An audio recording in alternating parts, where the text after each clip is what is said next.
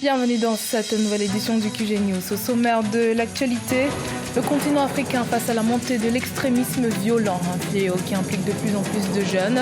Pour y faire face, des experts préconisent leur investissement dans la prise de décision au niveau socio-politique. Au Togo, la mutation vers un système budget-programme sera opérée d'ici janvier 2020, déjà présenté au Parlement fin 2018 pour familiariser les députés avec cette approche. Le budget-programme est une initiative de l'Union économique et monétaire ouest-africaine. Et puis le Sénégal en huitième de finale de la CAN 2019. Les Lions de la Teranga ont réussi à venir à bout des Harambee Stars du Kenya lundi 1er juillet sur le score de 3-8-0 au Caire. Retour sur cette rencontre aux côtés des supporters dans la suite de ce journal. L'Union africaine préoccupée par l'enrôlement massif des jeunes dans les conflits armés et les réseaux terroristes sur le continent. Pour venir à bout de ce phénomène, des experts préconisent l'implication de la jeunesse africaine dans la prise de décision au niveau socio-politique. Mahmoud Ramadan et Corinne Kamse. Depuis quelques années, le continent africain fait face au phénomène de l'extrémisme violent. Selon l'Union africaine, plus de 70% des personnes utilisées pour les attaques terroristes sont les jeunes. Pour aider les États à faire face à ce phénomène, le mécanisme africain d'évaluation par les pairs plaide pour plus d'implication des jeunes dans la prise de décision au niveau local, national et continental. Je crois que si la jeunesse est en train de chercher d'autres alternatives, que ce soit violent ou non violent, c'est parce que c'est à cause de la marginalisation.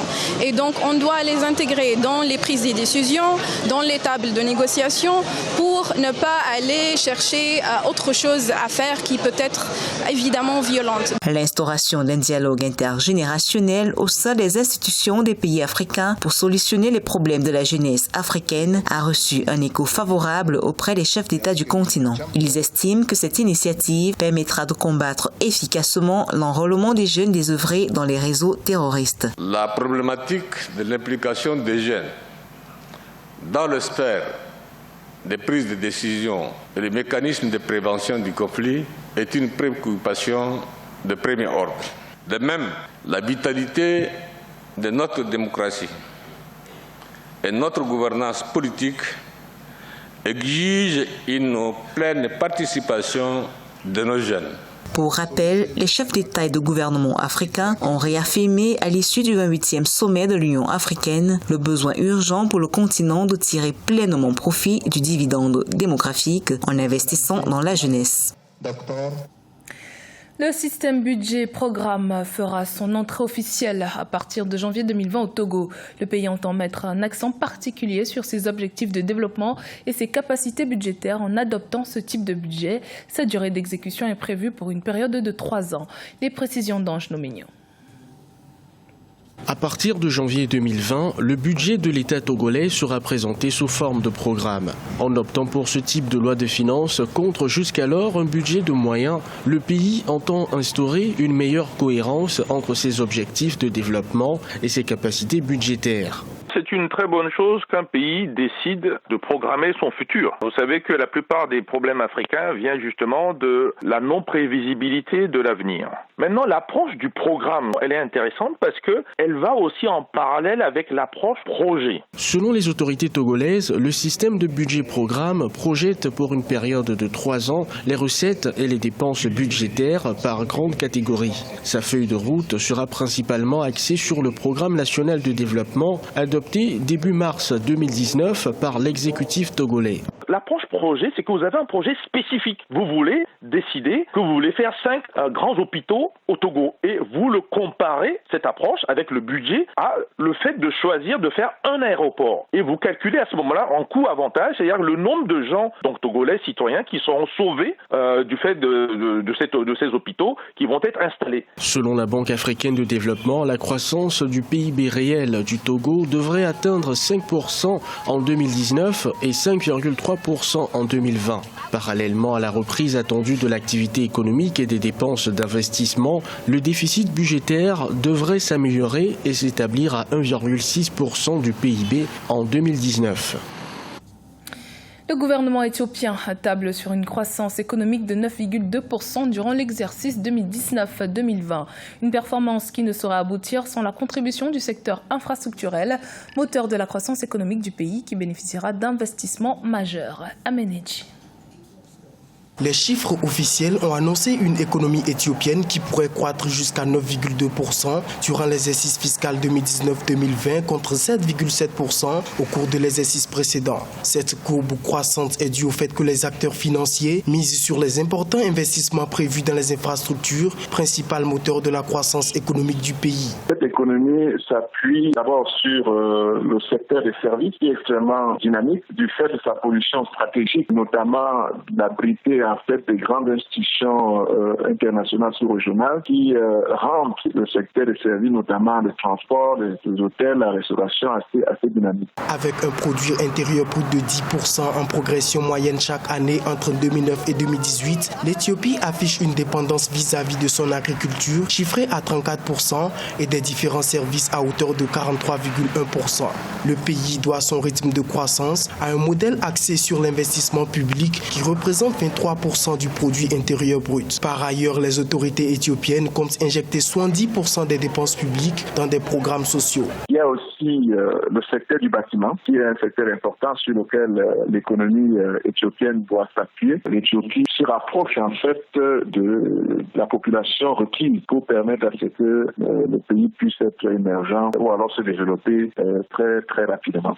L'Éthiopie a initié un processus de libéralisation économique qui devrait se matérialiser par l'ouverture au secteur privé du capital des plus grandes entreprises publiques.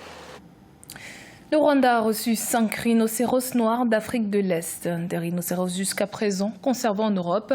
Avec ce don, le Rwanda souhaite réintroduire des espèces disparues de ses parcs et ainsi contribuer aux revenus touristiques du pays. Reportage de notre correspondant Fratenda Kiaisenga. Le Rwanda a reçu un don de 5 rhinocéros noirs d'Afrique de l'Est qui vivaient dans différentes zones en Europe. Les 3 femelles se sont développées en République tchèque et les 2 mâles vivaient à Danemark et en Grande-Bretagne respectivement. Ces animaux qui ont été introduits dans le parc national à Kagera font partie d'une espèce menacée d'extinction car selon des spécialistes, il ne reste que moins de 1000 au monde.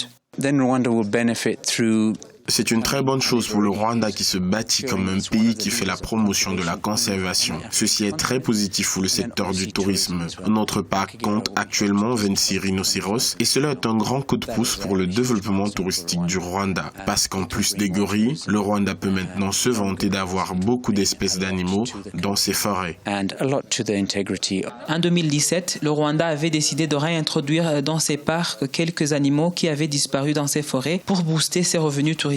Parmi ces animaux, 18 rhinocéros venus d'Afrique du Sud et 7 lions, ce qui a restauré le statut du parc national de la Kagera, qui abrite maintenant les 5 plus grands animaux de la forêt. Et les efforts ont payé selon les spécialistes. Depuis que nous avons réintroduit les animaux qui avaient disparu dans nos parcs, nous constatons une augmentation du nombre de touristes jusqu'à 50 000 par an. Ce qui est impressionnant est que 50% des visiteurs sont des Rwandais. Donc, c'est aussi un moyen pour nous d'avancer sur notre objectif de développer le tourisme domestique. En 1994, le Rwanda a connu un génocide qui a non seulement emporté la vie de plus de 800 000 personnes selon les Nations Unies, mais aussi la plupart des animaux des forêts. Les lions et les rhinocéros avaient complètement disparu avant la décision du gouvernement de réintroduire ces espèces dans ces forêts. Dans l'actualité sportive, les Lions du Sénégal se sont qualifiés pour les 8e de finale de la Coupe d'Afrique des Nations qui se déroule actuellement en Égypte. Ils ont largement dominé les Harambee Stars du Kenya lors du match qui s'est soldé sur le score de 3-0. Retour sur cette rencontre avec Aladji Ndiaye. C'est fait, le Sénégal se qualifie pour les 8e de finale de la Coupe d'Afrique des Nations. Les Lions de la Teranga, pour leur dernier match de poule, ont battu le Kenya par 3-0 et se classent 2e du groupe C. Je n'avais aucune confiance au début et je craignais qu'on soit éliminé. Mais quand le premier but a été marqué, je ne pouvais plus me retenir. Je suis très contente. Le Sénégal ne pouvait pas arrêter en premier tour. c'est quasi impossible. Qui connaît l'équipe du Sénégal? C'est une équipe joueuse. Le Sénégal, qui avait perdu pour son deuxième match face à l'Algérie, a largement dominé le Kényan. L'équipe d'Aliou Cissé va affronter l'Ouganda, deuxième du groupe A derrière l'Égypte le 5 juillet au Caire. Réputé très costaud physiquement et tactiquement, l'Ouganda ne sera pas pour autant un petit challenger pour le Sénégal, mais les supporters restent optimistes.